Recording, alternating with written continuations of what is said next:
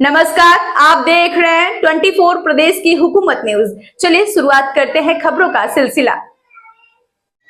उरई जालौन प्राथमिक पूर्व माध्यमिक विद्यालय के संयुक्त तत्वाधान में जनपद जालौन के सर्किल कोंच के ग्राम नरी में यातायात, साइबर क्राइम, सुरक्षा व्यवस्था, प्रशासन, प्रेस और पब्लिक एक दूसरे के पूरक हैं आदि विषयों पर एक गोष्ठी का आयोजन किया गया, जिसकी अध्यक्षता ऑल इंडिया पत्रकार एकता संघ के राष्ट्रीय मीडिया प्रभारी ओम प्रकाश उदैनिया ने की और मुख्य अतिथि रहे थाना अध्यक्ष कैलिया अवनीश कुमार पटेल। संचालन की व्यवस्था संभाली प्राथमिक विद्यालय के प्रधानाध्यापक डॉक्टर हरपाल सिंह यादव ने। अन्य मंचस्थ अतिथियों में रहे सब इंस्पेक्टर रुपेंद्र पाल, प्रधानाध्यापक राम स्नेही राजपूत आदि। गोष्ठी की शुरुआत मां सरस्वती के पूजन अर्चन से की गई। मुख्य अतिथि अवनीश पटेल ने अपने संबोधन में कहा कि जागरूकता ही बचाव है।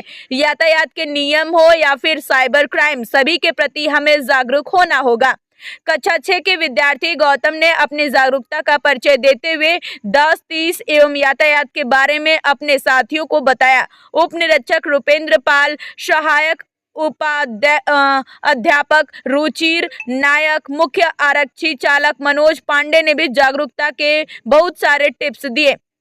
आपको बता दें कि इस दौरान भीम प्रकाश, संगीत वर्मा, प्रीति खरे, अर्चना नामदेव, प्रियंका राजपूत, कल्पना निरंजन, मीरा देवी, पिस्ता देवी, सिद्धार्थ कुमार, प्रसन्न परिहार, अवधेश कुमार, सद्दाम हुसैन आदि उपस्थित रहे। आभार ज्ञापित किया राम स्नेही राजपूत प्रधानाध्यापक ने। और हमारे संचालक महोदय भाई डॉक्टर हरपाल सिंह जी और पत्रकार बंधु उदैनिया जी, जो हमारे विद्यालय में आप लोगों ने ये साइबर गोष्ठी की है, मैं इन सब के लिए अपने विद्यालय का से आप सबका हार्दिक स्वागत एवं अभिनंदन करते हैं और आप सबका हार्दिक आभार प्रकट करते हैं और आपकी सभा की समाप्ति की घोषणा करते हैं।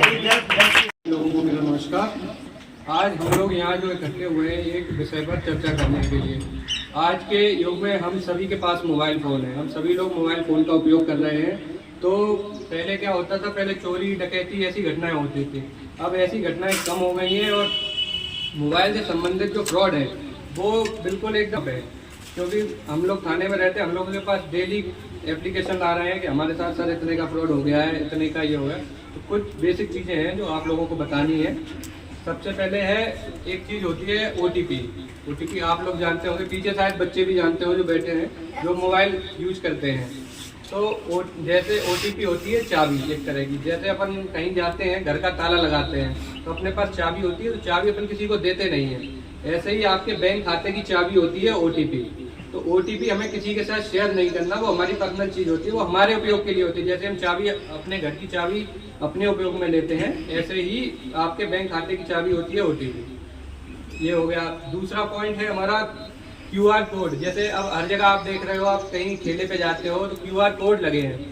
तो QR कोड का जो उपयोग होता है, QR कोड हमेशा पैसे ट्रांसफ़र करने के लिए होते हैं। कभी ऐसा नहीं होता कोई आपसे कहे कि आपको QR कोड भेज दे और कहे आपसे कि आपके खाते में इतने पैसे आ जाएंगे, आप अपना पिन डाल दो। तो QR कोड का इस तरह उपयोग नहीं होता है। QR कोड केवल पैसे सेंड करने के लिए होते हैं। जैसे किसी को हमें पैसे सेंड करना, तो हम QR कोड से उसको पैसे भेज देंगे। 2 चीज़ें हो गई। तीसरी चीज़ है कि हम लोग अनजान लिंक्स वगैरह जो व्हाट्सएप आजकल मोस्टली लोग यूज़ कर रहे हैं, तो हम लोग लिंक्स पे क्लिक ना करें।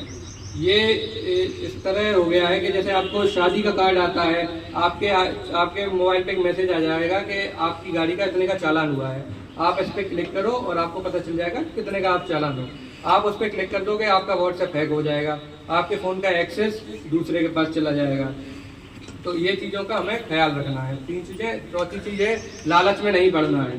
अब मैसेज आएगा आपके फ़ोन पे कि आपकी 25 लाख की लॉटरी लगी है। कई लोगों के साथ हुआ है गाँव में। ये जो सारी बातें हैं, ये सब आपके ही आसपास हो रही हैं। तो आपके मोबाइल पे मैसेज आएगा कि आपकी 25 लाख की लॉटरी लग चुकी है। फिर आपके पास व्हाट्सएप से कॉल आएगा एक, वो आपको बताएंगे कि आपके 25 लाख आपके अकाउंट में आ जाएंगे। उसके लिए आपको थोड़ी सी फीस जमा करनी पड़ेगी, मतलब 9,000, 6,000। जैसे ही आप उनको पहले 6,000 भेज दोगे, उसके बाद वो कहेंगे नहीं, आपका पैसा यहाँ फंसा हुआ है और आप इतने रुपए और भेज दीजिए। तो ऐसे ऐसे करके अब आप सोचोगे कि 6,000 मैंने भेज ही दिए हैं, तो पैसा लेना है, तो फिर आप ऐसे ऐसे फंसते चले जाओगे उनके जाल में। वो आपसे 1 लाख 2 लाख ऐसे ही आपसे पूरे वसूल कर लेंगे। तो हमको लालच में नहीं पड़ना है, कोई किसी को फ्री में पैसे नहीं देता है, ठीक है। लेकिन अगर किसी के साथ ऐसा हो जाता है तो उसके लिए एक ये नंबर है 1930। हमें छुपाना नहीं है। अगर किसी के साथ फ्रॉड हो भी जाता है तो लोग सोचते हैं कि भाई छुपा लें, शर्मिंदगी होगी, ऐसा अब नहीं है। आपको तुरंत इस नंबर पे कॉल करना है और अपनी शिकायत दर्ज करानी है। अपनी बैंक डिटेल जो भी है, जिस खाते से पैसा कटा हो, अपनी डिटेल आप नोट करा दो, तो आपका जो पैसा है वो वहीं होल्ड हो जाएगा। आप जितनी जल्दी कॉल कर दोगे आपका पैसा होल्ड हो जाएगा, तो उसकी रिकवरी के उतने ज़्यादा चांस रहते हैं, ठीक है। तो बस इतनी बात आदरणीय प्राचार्य महोदय, शिक्षकगण, हमारे यहाँ से महोदय, मीडिया भाई बंधु और हमारे साथी, जैसा कि सर ने बताया सब्जेक्ट है साइबर क्राइम। बच्चों थोड़ा ध्यान दो, बस ज़्यादा नहीं बोलूँगा, 5 मिनट, ठीक है। साइबर क्राइम है क्या, ये कैसे होता है, वो सब बता चुके हैं। लेकिन मोटी मोटी चीज़ पे, अगर आपके पास मोबाइल है, इंटरनेट है, लैपटॉप है या कंप्यूटर है, तो इसके द्वारा जो गलत तरीके से वो गलत कार्य किए जाते हैं उसको साइबर अपराध कहते हैं। समझ गए ना आप लोग? साइबर अपराध है क्या भाई? कोई भी चीज बनी हो, उससे अच्छे काम भी कर सकते हैं आप, बुरे काम भी कर सकते हैं, दोनों चीजों के लिए। जैसे सर अभी बता रहे थे कि वो कौन सा ऐप सर बोल रहे थे अभी आप? AnyDesk, quick, team viewer. लेकिन उसका यूज बनाएगा तो जैसे हमारे पास टाइम नहीं है, सर के पास टाइम नहीं है, लैपटॉप रखा है, वो खराब हो गया, हमारे पास इतना टाइम नहीं कि हम शॉप पर जाएं, तो उसको डाउनलोड करके जो मिस्त्री होगा वो देख के वहीं बता के आप ऐसे ऐसे कर लीजिए, वो सही हो जाएगा। लेकिन जो हैकर साइबर क्रिमिनल से उसका गलत तरीके से यूज करके आपका मोबाइल का एक्सेस पूरा ले ले रहे, OTP दे, वो पूछने की जरूरत ही नहीं है आपसे।